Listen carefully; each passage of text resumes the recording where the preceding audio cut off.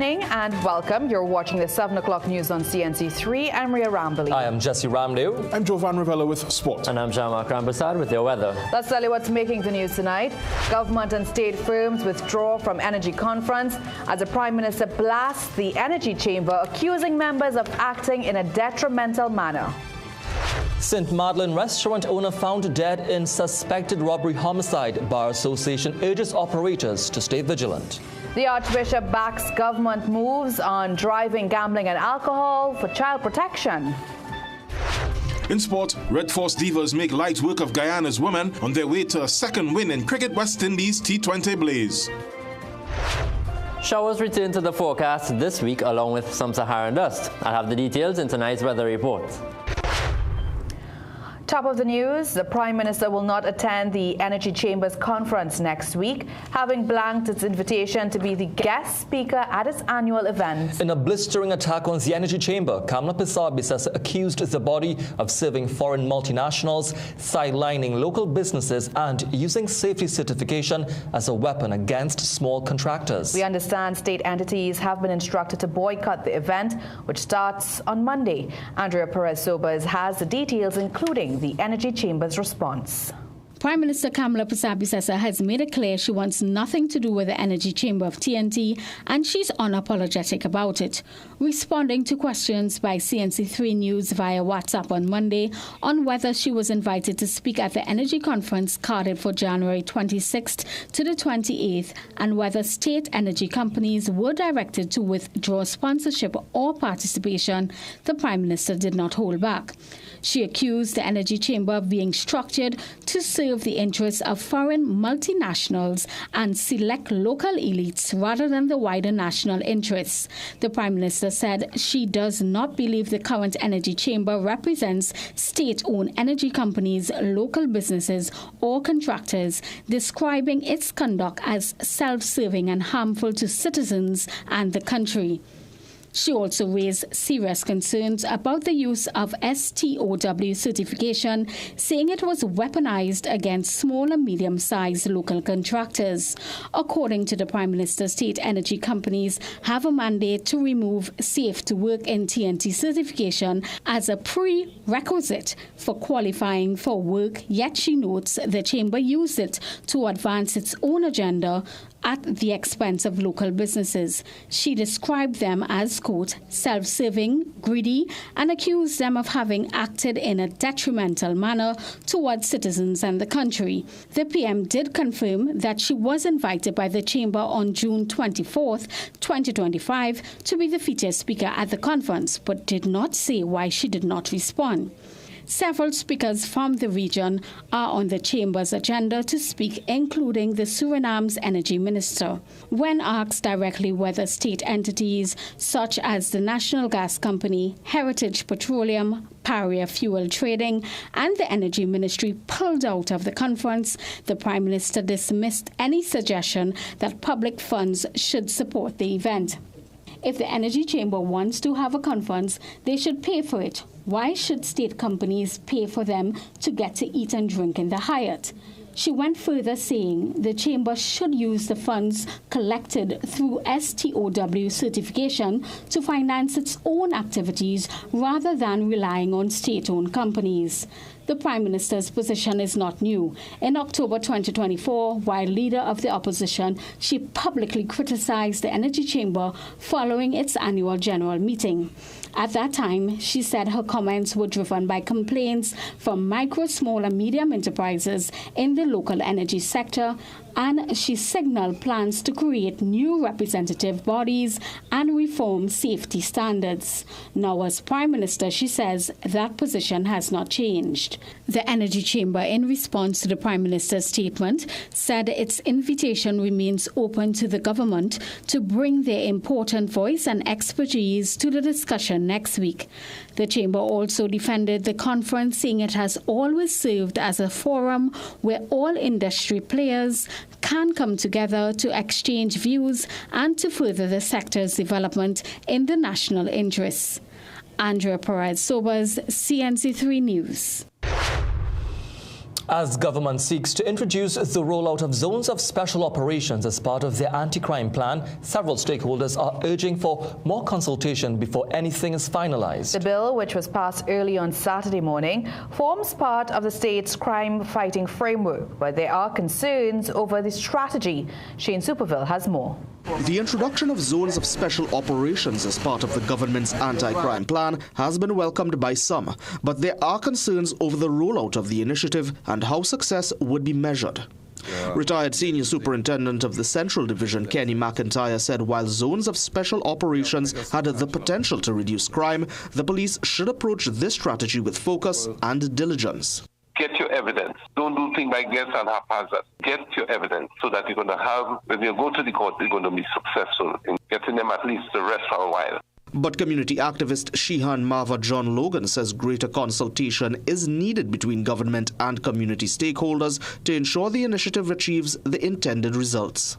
John Logan, who has worked with the TTPS in promoting peace and stronger community relations in Enterprise Chaguanas, is urging the authorities not to close NGOs out of much-needed discussions. Don't leave us out. When you leave us out and you stigmatize us and resources don't come into these communities, everything else is short-lived. John Logan is also urging the authorities to be measured in their approach, as she is concerned that heavy-handed police tactics can undo the trust of residents in law enforcement. It's for this reason that former Police Commissioner Gary Griffith is urging the police leadership to strictly enforce the mandatory use of body-worn cameras for officers on the beat. For this also to be effective, the country must have the comfort to know that that standard operational procedure, that standard order that I established 5 years ago should be used. And if any police officer does not have that body camera turned on and it is not checked, the officer should be disciplined.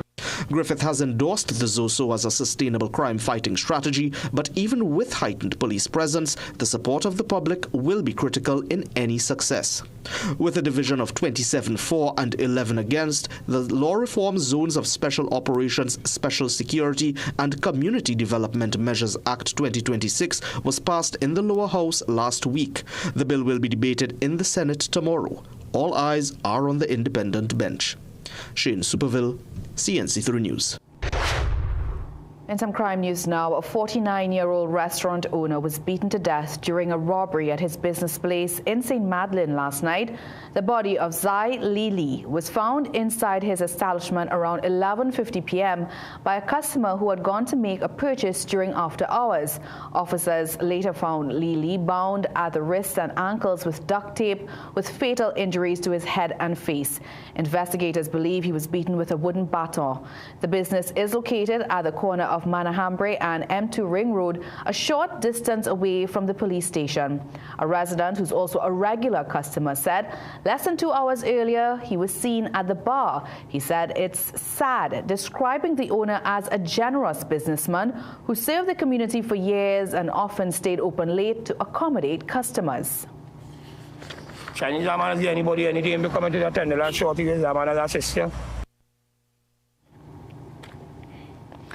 Meanwhile, President of the Bar Owners and Operators Association, Satish Munasa, said as far as he's aware, there's no reported increase in robberies targeting bars and restaurants, but operators are still being urged to remain vigilant. No, we have not seen any uptick in robberies in the restaurant industry per se, but robberies and crime in Trinidad and Tobago is a very serious thing right now, and it's something that is kind of out of control. So it's something that we need to take very serious, and as proprietors of businesses, we need to do what we need to do in order to secure our businesses in terms of private security and so forth. Another person who knew the murder victim for more than a decade said he has a wife and 3 children in China. Now investigators are awaiting an autopsy to confirm a cause of death, but a wooden baton was retrieved at the scene. A Caranaj family is now homeless and their dog dead following a suspected arson attack at their Seaview Trace Caranaj home on Sunday. Police reported that a 61-year-old woman was at home when she saw a man running away from the wooden and concrete structure belonging to her son and his family after hearing an explosion. The children were rushed to safety while the woman attempted to save the family's dog but was unsuccessful. Police said as a result of the attack, 8 people, including 6 children, ages ranging from 5 to 15 years are now homeless.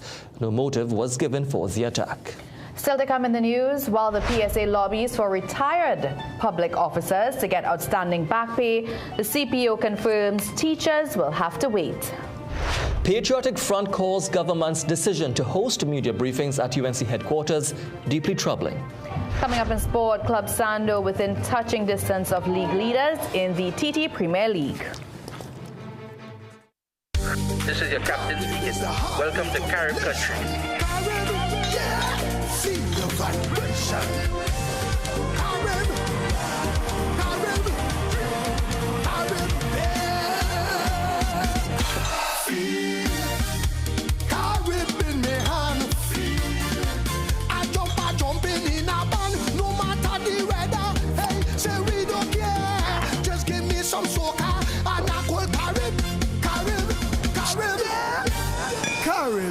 Feel it.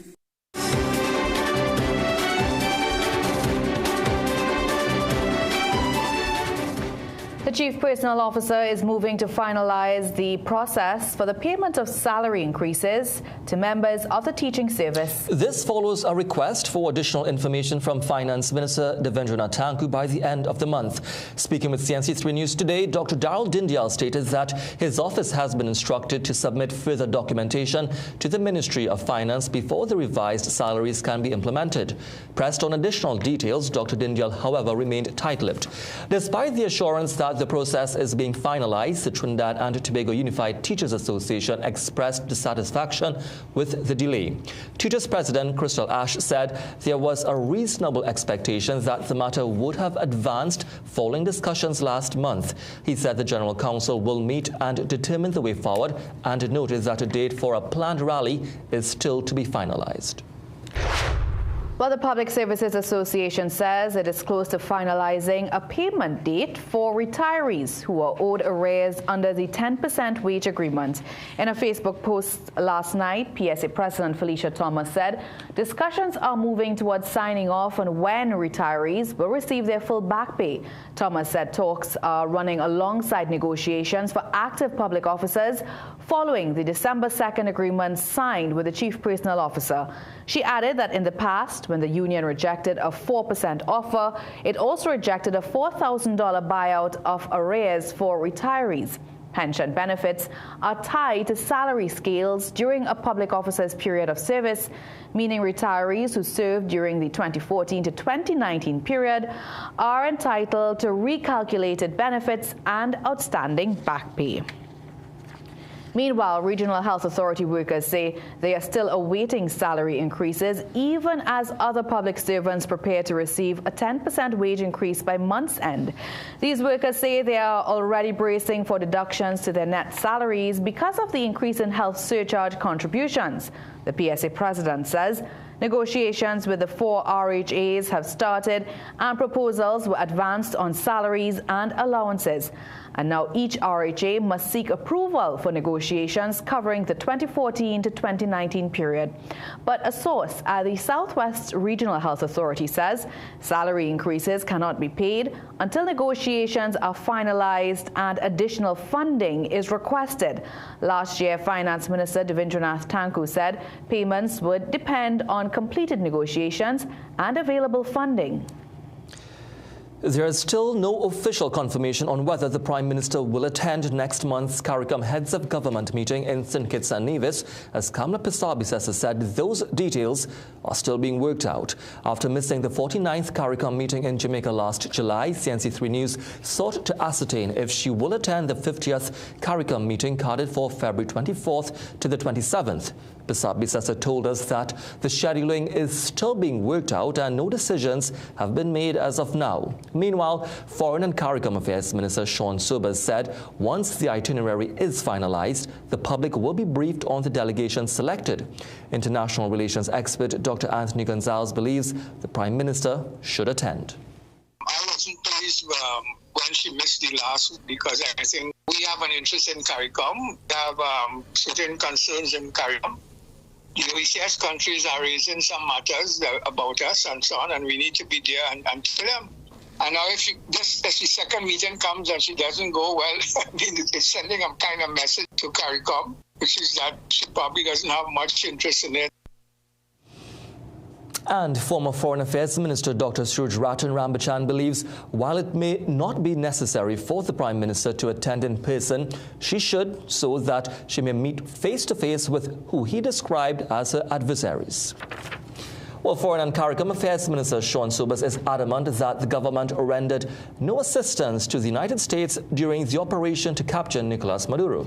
Minister Sobers said he has no information that this country aided the U.S. military with this operation. He also said the U.S. did not request any assistance from this country for military or logistical support. The minister said he also has no information to corroborate that a U.S. military aircraft used the Piarco International Airport on the day the former Venezuelan president was captured on January 3rd. Political parties are criticizing the government for hosting national media conferences at the UNC headquarters, with the Patriotic Front describing the practice as deeply troubling. In separate interviews with CNC3 News, both the PNM and the Patriotic Front said matters of national importance should be communicated to the public from neutral state facilities, not partisan party offices. Patriotic Front leader Michaela Pandey rejected claims by the UNC's Public Relations Officer, Dr. Kirk Mayhew, that the party headquarters is where national policy is created, calling the explanation illogical. She said national policy is developed through cabinet, parliament, and other constitutional institutions. Her concerns were echoed by PNM Deputy Political Leader Sanjeev Budu, who accused the government of communicating primarily with its political base rather than the wider population. The people have elected a government. Govern the country now, and you cannot govern the country from a UNC pulpit and platform all of the time. And as I said, nothing is wrong with speaking to your party members. They're well entitled to hear what you have to say. But the rest of us in Trinidad and Tobago don't necessarily want to follow a UNC Facebook page. We need to know what's happening as well. Meanwhile, one political scientist notes there is no legal requirement to do so, but believes national media briefings are best held at state facilities to ensure neutrality. Well, for the mere fact that they represent the government, and when they speak at those forums, they speak to the national community and not on behalf of their party per se. However, political scientist Dr. Indira Ramprasad said she sees no basis for controversy over the government media briefings being held at UNC headquarters. She argued that members of parliament are elected through their political parties and that the party remains a legal entity within the governance framework. Since the start of the year, the government has repeatedly used its party headquarters as a venue for media conferences, with ministers and state-appointed officials addressing national issues. Well, despite the UNC's PRO defending the use of the party's headquarters to discuss national issues, today we asked if you support the move. Here's what some of you had to say.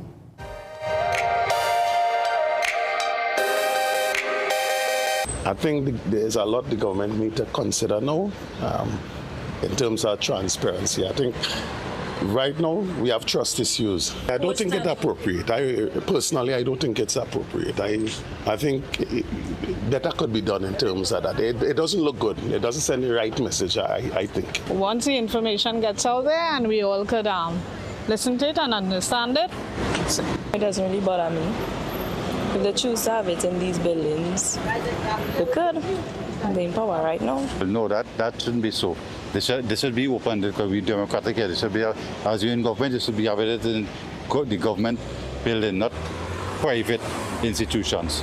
Yeah, I think that they should have some sort of transparency where that is concerned. They would just want to utilize the location then. So maybe if the news is important and they want to give the message or deliver fast to the public. You know, they had that facility there so they could deliver it. I see no problem with that as far as I am concerned. Once the work is getting done, I don't have a problem with it.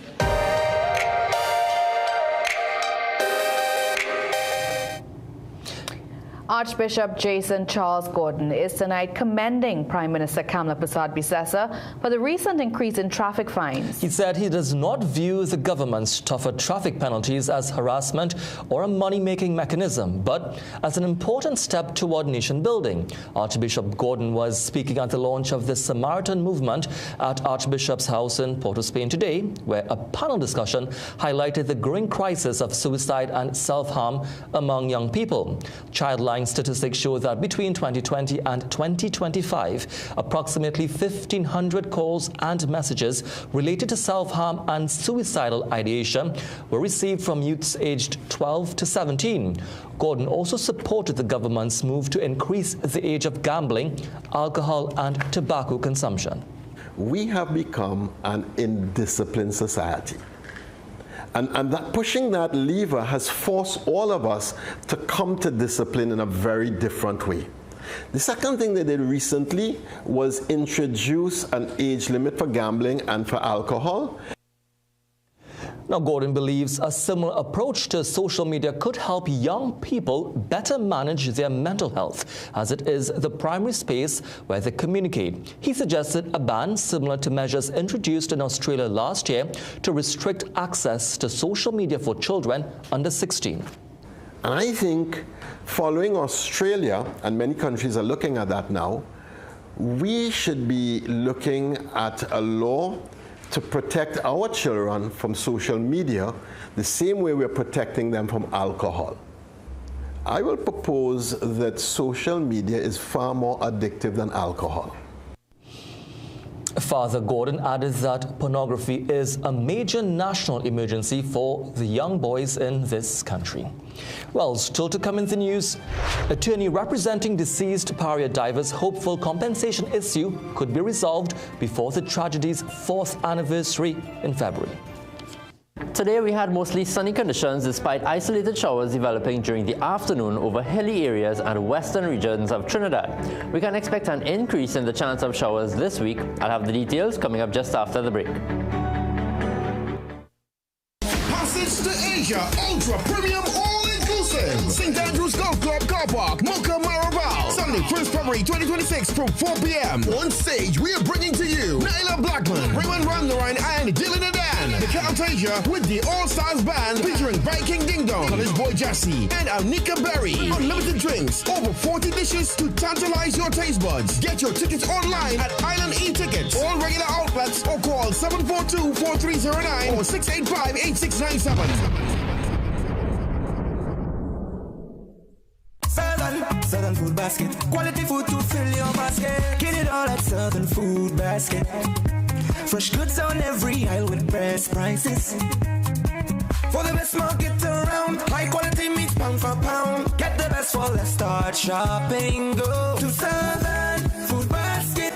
Shopping how you like it. High quality at the best prices. Every aisle just right and special. So spend less at Southern Food Basket. Good food at great prices for sure. Come get what you're looking for. Things don't always go as expected. Be ready with Trinry for auto, home, business and group life. Call us at 800-TRIN or visit trinry.com today. Huge insurance premium.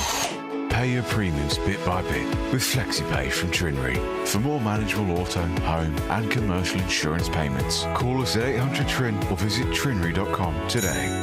Trinry, premier insurance coverage for less. Presenting the most modern pharmaceutical facility in the country, Food Basket Hyperfarm Pharmacy Food Basket Complex, Arima. We stock the widest range of health and beauty products, baby supplies, stationery, fragrances and cosmetics. Our organic, sugar and gluten-free products cater to vegans and the health conscious. A wide assortment of dispensary medication and over-the-counter items at the most affordable prices. Make Hyperfarm Pharmacy your choice. Located on the compound of Food Basket Complex, Arima. This is John.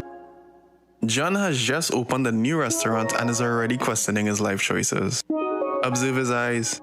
He's trying the open wide to stay awake technique. John worries about many things like that overpriced stove, but there's one thing John doesn't stress about: his investments. First Line Securities, helping Trinidad and Tobago invest for almost 2 decades. Invest with us. Get the best back-to-school specials at Southern Food Baskets. Lentil, £2 for $13.95. Red beans, £2, $19.95. Swiss Econopack ketchup, 750 ml, 3 for $19.95. Chubby, 3 cases for $100. Cool Kids, 2 cases for $100. Cheetos, 1.25 ounces, 4 for $19.95. Richport tuna flakes, 3-pack, $14.95. Richport vegetable oil, 3 liters, $39.95. Offers available while stocks last. Recession have you down? Don't lose hope. Head on down to Tire Clinic for the recession deals. Big savings with our road hazard warranty on Dunlop, Sumitomo, and Falcon tires. Available at Tire Clinic, Couva, Chaguanas, and Pleasance Park. Tire Clinic, a tire for every need. Call 636-8973 or 636-2958. Welcome to Food Basket's Hyperactive Fitness Club in Arima, where achieving your goals is our #1 priority.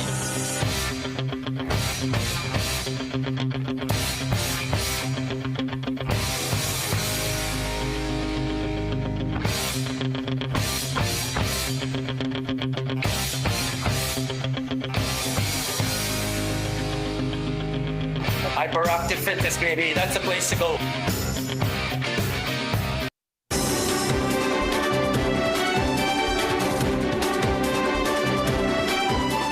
Attorney Prakash Ramadas says the families of the divers killed in the Paria diving tragedy are hopeful that the matter will be resolved before the 4-year anniversary next month. On February 25th, 4 LMCS divers contracted by Paria Fuel Company lost their lives while performing maintenance on an oil pipeline in Pointe-a-Pierre. Last year, under the former administration, then Prime Minister Stuart Young announced that the divers' families will each be awarded $1 million in compensation. After assuming office, Prime Minister Kamla Persad-Bissessar subsequently raised concerns regarding the criteria for determining which family members are legitimate beneficiaries of the funds. Ramadan tells CNC3 News no compensation has since been paid. However, he said the legal team representing the families have their eyes set on next month's anniversary to get some relief.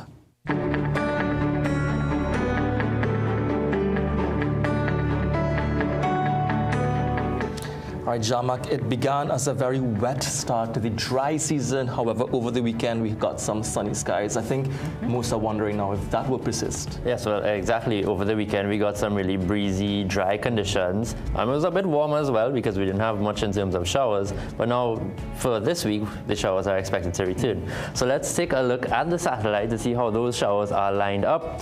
We have a mild low-level trough off to our east, which is expected to pass tomorrow, but mainly south of us over Venezuela. But it's still expected to bring some extra moisture over us. So after the dry conditions over the weekend, we'll now have the occasional showers for the remainder of the week.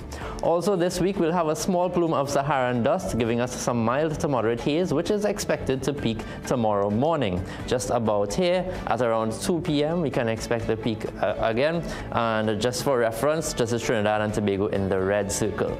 Now, we can see the highest concentration of dust over and around us, mainly during the daytime tomorrow. After that, the dust will gradually dissipate over the next 2 days, with no other plumes of significance for us this week. So the forecast for tonight is for initially clear and cool conditions, with a few showers developing later on and favoring eastern areas of Trinidad. Overnight lows of 21 in Trinidad and 23 in Tobago. So tonight seems to be one of the cooler nights for the month so far. Tomorrow, we can expect a slight increase in the chance of rainfall, with the possibility of the odd heavy shower during the daytime over Trinidad. Now remember, we will also have the Saharan dust over the area, so hopefully those isolated showers will give us some temporary relief. Sea conditions are moderate, with waves in open waters up to 2.5 meters and less than 1 meter in sheltered areas. Winds out of the east at around 15 knots. Looking ahead, we can expect generally fair conditions, but we'll likely have showers scattered throughout the week, especially with that mild low-level trough passing tomorrow. Then some patchy moisture will likely linger for the remainder of the week. Now tonight may also be the coolest for the week, as overnight lows return to 22 degrees and 23 degrees Celsius later on. Now let's have a look at a rather rare weather event. Now, you may know Florida as the Sunshine State, but early yesterday morning they experienced snow flurries in their Panhandle or northwestern region. A winter storm warning was actually issued by the U.S. National Weather Service. Now, only 1 to 2 inches of snow were recorded, but there was a similar event last year, if you can remember, when some of these exact areas recorded up to 9 inches of snow. So with all of the freezing conditions, I'm sure there were falling iguanas out of those trees in Florida. It is hunting season. But you know what? The snow is inching closer to us, guys. In the tropics, who knows? Maybe one day it'll snow right here. From Saharan dust to snow, let's see. All right, thank you so much, John Mark. We're still to come in the news. Students show up for classes at Rio Claro East Secondary after online threats with promises of tighter security. The Trinidad and Tobago Energy Conference and Trade Show 2026 takes place on Monday, January 26th. Tune in to CNC3 for a live broadcast starting in the morning brew from 6 a.m., followed by the opening ceremony at 9 a.m. The conference will feature addresses by Mala Baliraj, Ariel Flores, Yarand Reistad, Dustin Meyer, Dr. Boyega Ayeni, and many others. The Trinidad and Tobago Energy Conference 2026, only on CNC3. Food Basket. Food Basket, nation's #1 supermarket, bakery, restaurant, meat market, fresh produce and everything fantastic. For everyday low price, things real nice. Come in once, but to come back twice. Wholesale retail, everything for you. A real wanna shop for go view. Food Basket, the nation's #1 supermarket, bakery, restaurant, meat market, fresh produce and everything fantastic. Food Basket. Marketplace Chamfleur, where shopping is a pleasure and the price is right. Move from CXC to your business management degree in just over 2 years with the globally and ACTT recognized ABE qualification at CTS College. Students with limited CSEC passes or mature candidates with work experience can enroll. Each level can be completed in under 6 months, with a diploma awarded upon completion of each level and a bachelor's degree awarded at the end of the entire program. Contact CTS College today and ask about our flexible payment terms. A mortgage is what helps you turn your dream of owning a home into reality. First Citizens helps you plan for every other cost, such as insurance, maintenance, and utilities. Mortgages build equity, offer long-term investment, and give you freedom to make the space yours. First Citizens is here to help you understand your first steps to a mortgage. First Citizens. Get the best back-to-school specials at Southern Food Baskets. Anchor cheddar and vegetarian cheese, 250 grams, 2 for $44.95. Golden brand margarine, 227 grams, 3 for $19.95. Wings, 1 kg, $29.95. Protect soap, 3-pack, $18.95. Colgate Great Regular Flavor, 4 ounces, 2 for $29.95. Soft and Pretty bathroom tissue, 12-pack for $18.95. Offers available while stocks last. Nature's Ways Alive Kids Gummies are multivitamin gummies meant to support the development of children's bodies like their bones, muscles, joints, brain, heart, and also their immune health. Choose Alive Kids Gummies by Nature's Way because they deserve it. Food Basket. Food Basket, nation's #1 supermarket, bakery, restaurant, meat market, fresh produce and everything fantastic. For everyday low price, things real nice. Come in once, but to come back twice. Wholesale retail, everything for you. A real wanna shop for go view. Food Basket, the nation's #1 supermarket, bakery, restaurant, meat market, fresh produce and everything fantastic. Food Basket. Hypermarket Arima, where shopping is a pleasure and the price is right. TNT, get ready for the grand opening of Calypso Review 2026 at the Arima Velodrome on Friday, January 23rd from 8 p.m. with Sugar Aloes along with the review stars Pink Panther, Skatey, Devon Seal, Singing Sonia, Michelle Henry, Mighty Diamond, Saint Nick, Nicole Grace, Maze, JD, Fire Tender, Sasha and Moses, Tempo, Black Prince, Nisa, Alana Sinette, Lakaman, Orlando Octave from Barbados, Mighty Gabby, your MCs, Marcus Batiste, Tommy Joseph, and the Chairman. Admission $150. Tickets for Arima at Michelle's Fashions, Massey Stores Broadway Arima, and at the door till showtime. Then on Saturday, January 24th, it's the grand opening of the review tent at the SWWTU Hall, right around Port of Spain. Showtime 8 p.m. Admission $200. Tickets for the Port of Spain show at the review box office, SWWTU Hall.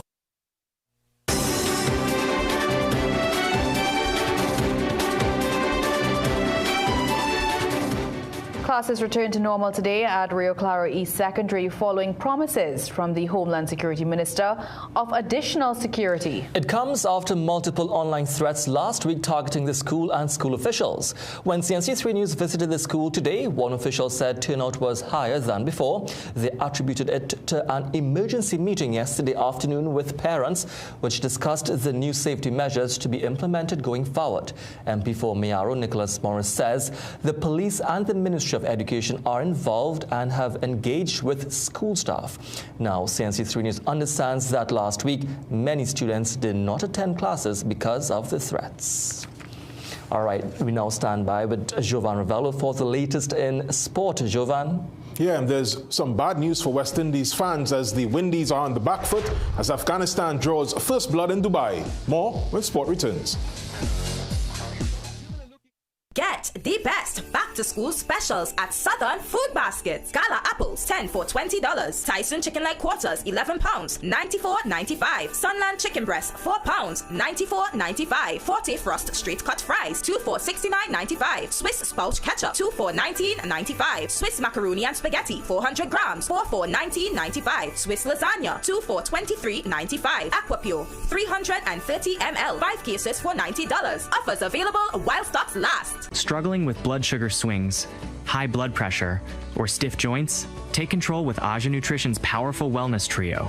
Berberine Plus supports healthy blood sugar. Blood pressure support helps keep your pressure in check. And Joint Aid keeps your joints moving so you can stay active every day. Don't wait. Choose Aja Nutrition for trusted, effective solutions. Available at Pennywise and leading pharmacies nationwide. Feel better, move better, live better with Aja Nutrition.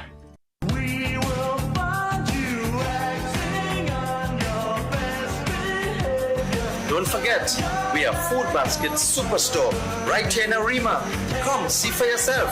From stationeries to household items and so much more right here at Food Basket Superstore in Arima. I really love the variety. There's something for everyone here. Magical Expressions Limited is the largest local importer and distributor of fresh cut stems, offering the widest range of beautiful flowers at the most affordable prices. Call us today at 701-6488, 701-6680, 728-6786, or visit our website to order. Gaming Express Limited is a premium importer and retailer of the highest quality brand name electronics. We stock the widest range of PlayStation, Nintendo Switch, Samsung, and Apple devices and accessories. Visit us at Shop 52, Level 2, Gulf City Mall in San Fernando, or contact us by phone or WhatsApp message at 687-7480 or 301-9797 or 798-1280. Like our Facebook and Instagram pages for updates on products and services. Southern Food Basket. Quality food to fill your basket. Get it all at Southern Food Basket. Fresh goods on every aisle with best prices. For the best market around. High quality meat pound for pound. Get the best for let's start shopping. Go to Southern Food Basket. Shopping how you like it. High quality at the best prices. Every aisle just wide and special. So spend less at Southern Food Basket. Good food at great prices for sure. Come get what you're looking for. We are your one-stop, most convenient, most helpful, most caring community pharmacy. Our pharmaceutical services include dispensing medicines, repeat dispensing, clinical governance. But we also have a fully stocked convenience store featuring our refreshment aisle, grocery lane, personal care products, toys, pet supplies. We are most conveniently located out of the traffic, just 2 minutes off the highway in Heartland Plaza in Deva Chaguanas. Contact us on 220-8705 or 470-5938 and visit us soon.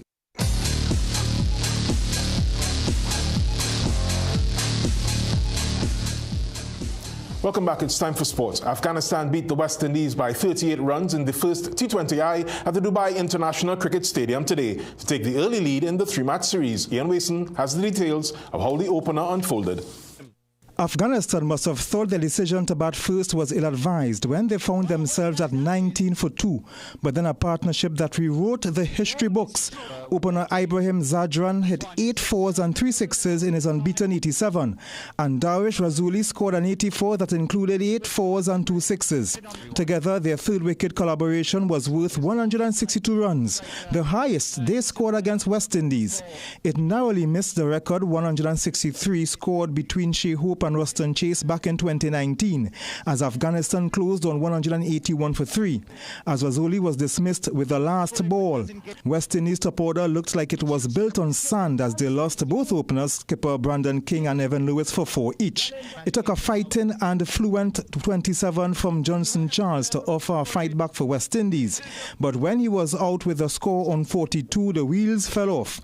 The wickets of Shimron Hetmaya and Amir Jangu pushed the Caribbean team in a corner with a score on 50 for 5.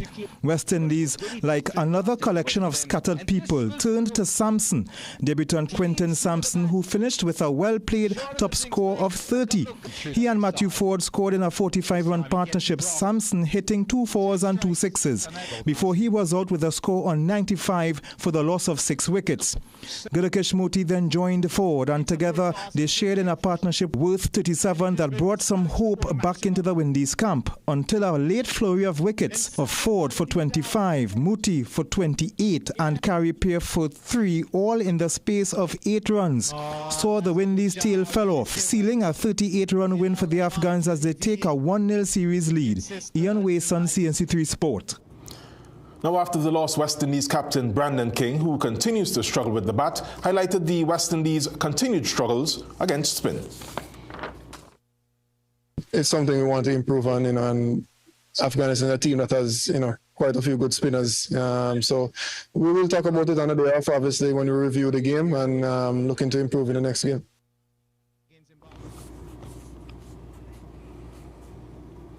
Now closer to home, the Red Force Divas recovered from back-to-back losses to beat reigning champions Guyana in the CWI T20 Blaze. Ian Wason again has the action from the Arnesville ground in St. Vincent today. Guyana made a decent start with sisters Shanetta and Rieliana Grimond after they were put into bat.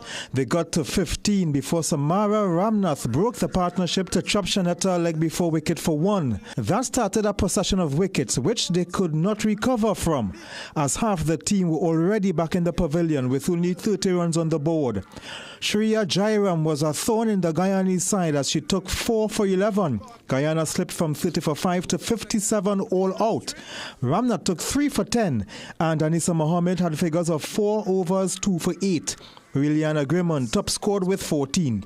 In reply, TNT had a scare and were 2 for 2 with both openers gone for ducks. Leanne Kirby and Shonal Sow back in with the rest of the team, but the pair of Brittany Cooper and Janaba Joseph calmed their nerves with an unbeaten 56-run partnership. Joseph scored 27 not out with 2 fours, and Cooper scored 29 not out with 3 fours and a 6 as Trinidad and Tobago reached 58 for 2 in the 14th over to win by 8 wickets. Ian Wason, CNC3 Sport. Switching pitches, Club Sando stayed on the heels of TTPFL leaders Defence Force when they earned a hard-fought victory in the South Derby at the Mahaikal Oval on Sunday. Caston Cupid has the highlights of the doubleheader and rung 13 by the numbers. In the first match, AC Port of Spain took on Terminix La Hocketa Rangers. The Capital Boys showed their intentions from early on, putting the Rangers' backline under pressure. So it didn't come as a surprise when they broke the deadlock in the 13th minute. Lovely work from Nathan Lewis on the left, and Deshaun Plaza opened the face of his boot to expertly guide it home for the 1-0 lead. Lewis set up camp on that left side. He was having a field day, but the shot went over the bar. Rangers went down to 10 men before the half for this tackle on Daniel Cyrus. Kevin Woodley crashed the upright against the run of play looking for an equalizer, but that was as close as they got. Brent Sam had back-to-back strikes. This was his first in the 87th. Then a header in the second minute of added on time to make it 3-0. Then the very next minute, Sedale McLean drove home the final goal in the 4-0 AC Port of Spain victory. Club Sando and Point Fortin Civic had a tough battle as the latter looked to give their home support something to celebrate. Club Sando got the first stiff on goal, but the shot was dragged wide. Point responded, but the shot, well, it went somewhere into Earth's orbit. Civic again, this one was whiskers away from being the first goal. The trend continued up until the 75th, when Elton John out-jumped the defender to head home the winner for Club Sando to take all the points. With the win, Club Sando on 30 points is second on the standings, trailing Leaders Defence Force by 2 and 3 above third spot Police. Prisons is 1 point behind with 26 in fourth. AC Port of Spain fifth with 22, as Central rounds off the top half of the table with 17 points. On the bottom end, Point Fortin is in the basement. They have 7 points. Rangers is 11th with 9. So too is 1976 FC Phoenix, who jumped up to 10th. Eagle is 9th, 3 points behind Cali on 13. And Jablete is 7th with 15 points. Caston Cupid, CNC3 Sport. Thanks, Caston. Now, after making headlines for all reasons other than cycling, the National Pan American Track Trials pushed off at the National Cycling Centre in Balmain, Vancouver. Here's more. The hotly disputed National Cycling Trials finally made it out the courthouse and onto the velodrome at the National Cycling Centre. Trinidad and Tobago Cycling Federation President Rowena Williams says the trials will form the basis of training regimens ahead of a packed international cycling program, and noted that even in their absence, the elite athletes who spent the weeks before the trials in a court battle with the federation are still being considered for selection. They're out of the country. Once they're out of the country, they were told what they needed to do to send in their times and stuff, and the racing committee will always come with that. And that has always been the practice. Saturday's 4-event trials attracted 21 aspirants, including Devante Lawrence, who finished 4th in the men's 200-meter time trial in a time of 10.596 seconds. However, it was Arima Wheeler's Kwesi Brown who returned the fastest time among the 9 sprinters, a ride of 10.256 seconds. His clubmate Daniel James finished 2nd among the men in a time of 10.371, and yet another national cyclist, Zion Pulido, was 3rd in a time of 10.590. Among the women, Madonna Wheeler's Phoebe Sandy proved unbeatable. She stopped the clock in a time of 11.781 to finish top of the 6-woman field. Vaporwake Multisports' Kyra Williams was 2nd in 11.799 seconds. She improved later down the program to win the standing 250 in a time of 19.77. Arima Wheeler's Renelle Bernard was 3rd in 13.341 seconds to complete the 200 meters top 3. The only woman in the 16-lap 4-kilometer individual pursuit, and mere hours before being named the first Citizens Sportwoman of the Year, Tennille Campbell, chasing a target of 5 minutes and 30 seconds to qualify, showed her class, easily making the standard in 4 minutes 56.61 seconds. Team Cole Safety's Jadian Neves also set himself apart with the only double win of the day, clocking 4 minutes 36.30 seconds in the men's individual pursuit, then winning the kilo time trial in a minute 6.33 seconds. Liam Trepte was 2nd in both events, returning 4:41.34 in the individual pursuit, with Tariq Woods 3rd in that event and a minute 06.43 seconds in the kilo. Sindel Samru was 3rd. Asked for her thoughts on this weekend's trials, President Williams admitted that the exercise had been overshadowed by matters off the track. It was bittersweet, I would say. The fact that, the cyclists were really gearing up for this, and we had to go through all these situations. But all in all, I'm happy that we were able to get the cyclists here, get them to go on the track, do what they need to do, see where they are. And it also helps them, because when we do the trials, it puts them in a mood to understand what extra they need to do, what they need to put, what other additional work they need to put in for further events coming up. Pulido roared back to win the standing 250 meters in 17.79 seconds from Ryan Darborough and Judah Neverson, and said his 2 races served just that purpose. Wasn't too pleased with the 200, but with the standing 250, that's kind of my strong point, so wasn't bad. Well, it's a work in progress, so let's continue putting in the work and we'll see how we do. Adriana Sejagat has been a cyclist for over 20 years and back in the saddle after a hiatus for the past 4. She finished 4th in the women's 200-meter time trial in 13.422 seconds and was also grateful to gauge her progress. Today could have gone a little bit better, right? In terms of the preparation that I've put in and stuff, right? But one day anything could happen. It set me up pretty good. I know what I have to improve on, right? So it's just back to the drawing board. And for our Sport High tonight, we return to the TTPFL for a fantastic goal. Enjoy.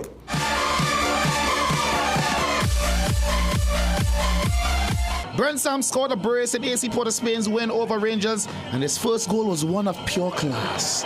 The run, the control, and the finish. Yes, what a goal! So Brent Sam, for that excellent strike, you earn tonight's CNC3 Sport High. Sure. I know you're thinking it. I know you're thinking it. Say it. I won't score a goal. I'll bring the evidence in it. Never seen the evidence. It's 2026, Jesse. All Bring right, the evidence. We'll change that. I thank you so much, Jovan. Let's take a break. We'll be right back. Food Basket. Food Basket, nation's #1 supermarket, bakery, restaurant, meat market, fresh produce and everything fantastic. For everyday low price, things real nice. Come in once, but to come back twice. Wholesale retail, everything for you. Arima, Shagwana, Shafre, go view. Food Basket, the nation's #1 supermarket, bakery, restaurant, meat market, fresh produce and everything fantastic. Food Basket, Marketplace Shagwanas, where shopping is a pleasure and the price is right. Dress like you mean business. At The Working Woman, we bring you stylish, professional looks made for the modern woman. From casual to formal workwear, we've got your professional wardrobe covered. Only BioStrath gives your body more than 60 of the essential nutrients it needs every day in a product that's 100% natural for stronger immunity, enhanced focus, increased energy and stamina. BioStrath, get what you need naturally. Get the best back-to-school specials at Southern Food Baskets. Lentil, £2 for $13.95. Red beans, £2, $19.95. Swiss Econopack ketchup, 750 ml, 3 for $19.95. Chubby, 3 cases for $100. Cool Kids, 2 cases for $100. Cheetos, 1.25 ounces, 4 for $19.95. Richport tuna flakes, 3-pack, $14.95. Richport vegetable oil, 3 liters, $39.95. Offers available while stocks last. Are you living with pre-diabetes or type 2 diabetes? Manage it with the unique Jameson 100% complete multivitamin with 400 micrograms of chromium to lower blood glucose, lutein for your eyes, B vitamins for energy, vitamin C and lycopene for antioxidant support. Take a step towards a healthier tomorrow and make the proactive switch to Jameson today.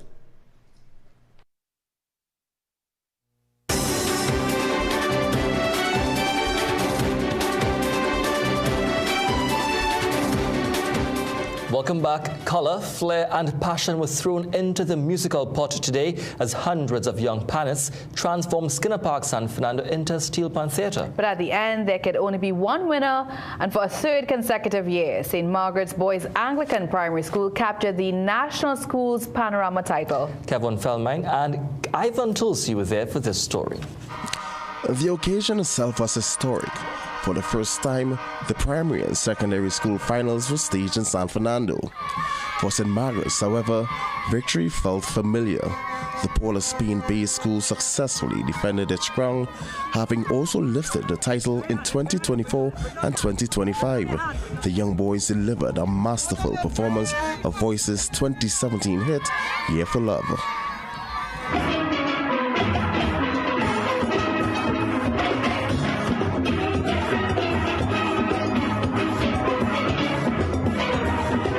Despite the gap on the score sheet, the contest felt far closer. Fabu Government Primary School delivered a polished and theatrical performance of Voice's 2025 hit, To Own Way. In their second place showing, the band translated Voice's melody smoothly onto steel as young panists sang loudly along to the chorus, injecting energy and confidence into the performance.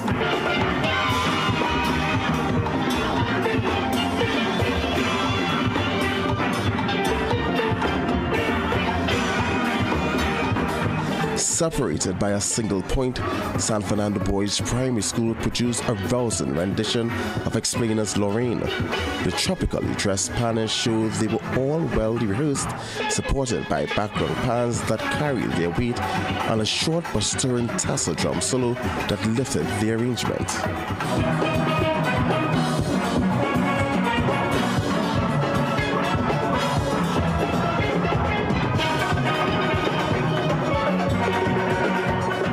Completing the top 5 was St. Paul's Boys Anglican Primary School and Quaiko Presbyterian Primary School. Addressing the audience at the opening, Education Minister Dr. Michael Dowlett said hosting the finals in the city sent a powerful message that talent was not confined to any one region. He said it placed San Fernando firmly at the center of national culture and underscored the role of music in education. It brings us alive. It's the only instrument invented in the 20th century, right here in Trinidad and Tobago. And so, as our young people play with confidence, it's a powerful reminder today that we must continue to invest in culture and we must continue to invest in our community. Dowlett said the ministry understands that music is not just an extracurricular luxury, but a powerful educational tool, one that strengthens cognitive ability and builds discipline and teamwork. Meanwhile, San Fernando Mayor Robert Paris, welcoming the move to Skinner Park, said the city stands ready to support any ministry initiative that places children and culture at the forefront. As you will know that we are in a brand new facility, and certainly, Minister, I vow to always work with you when it comes to the children of Trinidad and Tobago. 12 schools participated in the finals, which included a performance from Special Needs School, Eshes Learning Center. Kevin Feldman, CNC3 News. Well, congratulations to St. Margaret's Boys and to all the schools that participated. Well, 31 Calypsonians faced the judges in the first ever semi-final round of the Young Kings competitions at the Queen's Park Savannah last evening. The Calypsos were a mix of humor, social and political commentaries that gave judges a tough task to select the finalists. Ian Wason has the rundown on how things unfolded. The John Cupid Carnival Village was abuzz with sweet sound of Kaiso as 31 Calypsonians paraded before the Young King judges, including our own sports reporter Caston Cupid. You can find him in the government with ministers who filled with discontent, who feel their salary ain't big enough. They award him big contracts, and they're looking for the big kickbacks, while ordinary folks we have in it rough. Mr. Famous gave a good rendition, Africa Rising, that gave the judges something to think about. So come let me rise up Africa, come let me be one together, and come let me turn down the borders, let me support each other. Niger, rise. Mali, rise. Burkina Faso, rise. Straight down to Congo, rise. Nigeria, rise. Angola, rise. Botswana, rise. Madagascar. In the over 40-year history of the competition, this is the first time the Young Kings had a semi-final round, and the young poser did well to represent his father proudly. So tiny, I propose, let us call out Terrellins and give him his rose. All his hard work and achievements are now exposed. So it's time to give Terrellins what he deserves. On a night where the government announced support for the ailing Sweet Socaman Baron, St. Nick from the Calypso Review tent paid tribute to the veteran and others in his offering.